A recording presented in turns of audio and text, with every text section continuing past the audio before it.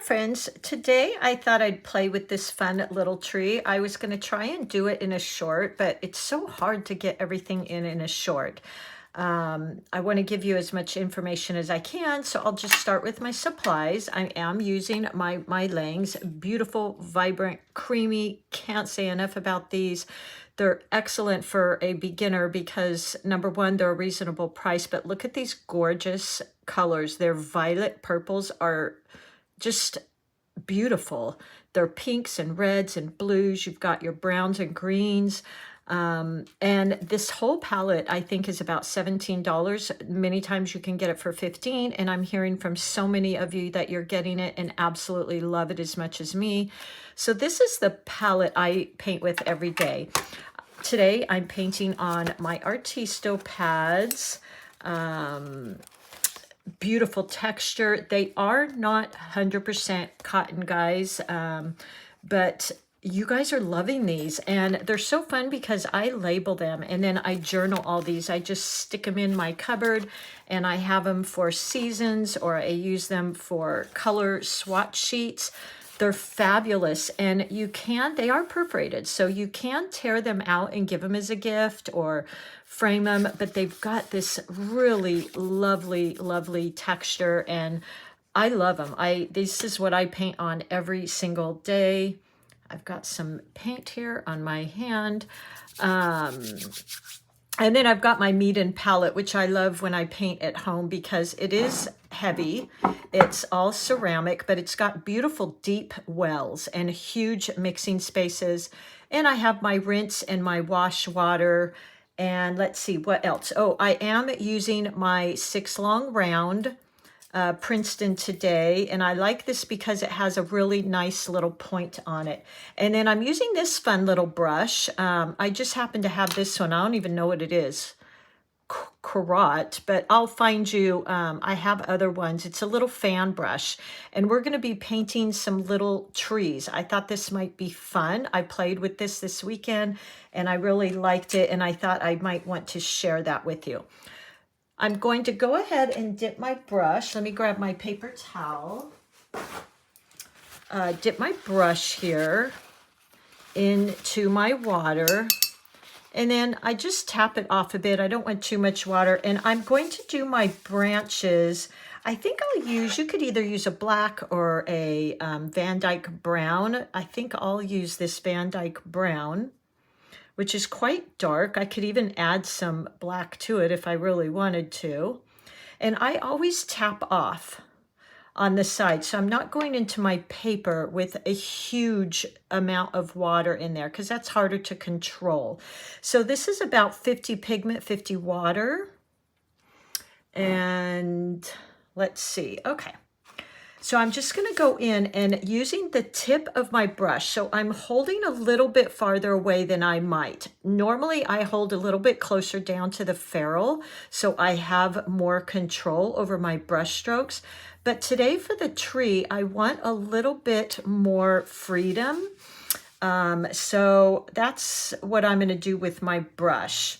I'm going to start here just with the tip, anchoring my hand on the side. And I might get larger, smaller, and I'm just going to start having fun. I'm going to add a tiny bit of black into that. Just drawing some fun little branches here coming out, and then I'll add on more later. Something like that. And now I want to work a little fast here because I'm hoping that might stay a tiny bit wet. Dipped my brush in, and what a fun little brush that is, isn't it, guys? You can make all kinds of fun stuff with this. And I'm going to go into my green, and I'm just going to start wiggling this brush.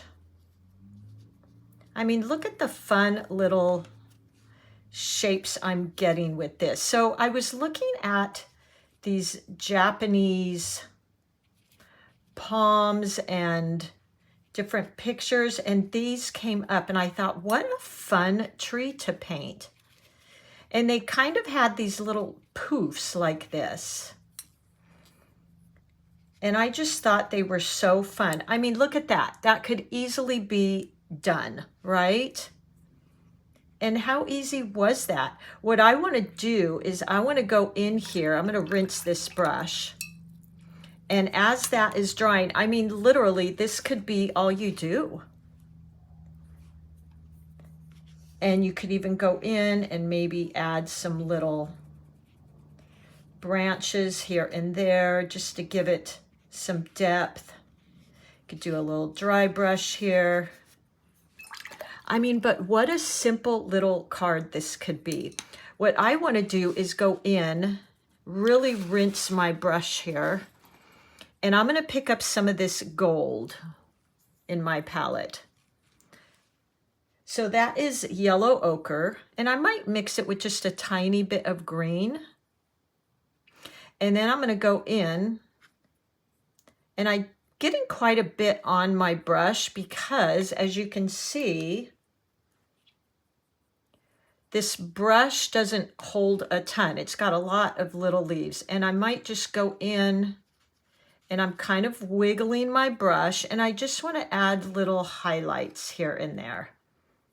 But look how much fun that is. I mean, you could really play here.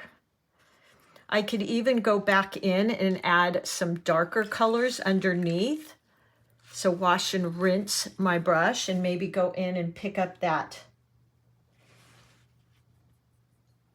olive green and go in and just touch in on the bottom. And I'm just wiggling this brush around. But it really creates some fun little textures. And what's really cool about this, I know you guys ask me all the time, how do I leave white space? Well, how easy is it with this? Because the brush brush hairs are already kind of separated. So that's basically all I'm going to do with that. And what a fun little tree. So I wanted to hop on here and share that with you. You could also end it by, let's get some light green. The one thing I will tell you is this thing's a little bit challenging to get to fit in your little pans because the brush is so wide. Kind of a funny challenge. Oops, let's see. I think what I want to do is, let's pick up, got a loose hair there. Pick up some of that. And I'm just taking a wet or damp brush and kind of creating a little bit of ground there. And then just some little grass growing up. This brush really can be awfully fun. I'm always playing with my brushes and turning them backwards and forwards, seeing what kind of strokes I can get. And then maybe just go in there. I mean, you could take this as far as you want and add in some tiny little yellow flowers.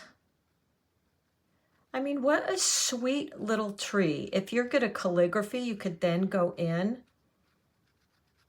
and just add some, a cute little word here. And what I liked about what I automatically do is I brought in the different greens down here, which kind of tie in the top of the painting and the bottom. And if you see here, I also added in yellow, which kind of bring this coherency between the yellow and golds up in here and down in here. So I always am trying to do that, kind of add in my colors everywhere. But how cute would this even be with a little swing hanging down? I could do that. Let's see how good I am at that. Didn't plan that, so bear with me here. We have a swing tree in the neighborhood here, and it's always so beautiful. I think what I'll do actually is use that gold brown, mix it with some of my brown. There we go. And just add in a little, I didn't plan this, guys, so like I said, bear with me on creating this little swing tree or swing. Something like that. I mean, how sweet. I probably would have actually brought it down a little bit farther. And there you go.